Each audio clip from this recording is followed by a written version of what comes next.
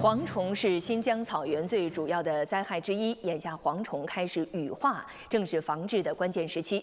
在伊犁河谷中部的伊宁县，当地充分利用了粉红椋鸟掠食蝗虫的习性，筑巢引鸟，助力绿色治蝗。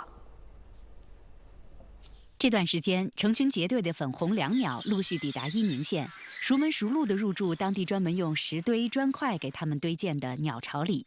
它们时而成群飞舞，时而盘旋嬉戏，时而俯冲掠食。草地中正在羽化的蝗虫，正是它们最美味的食物。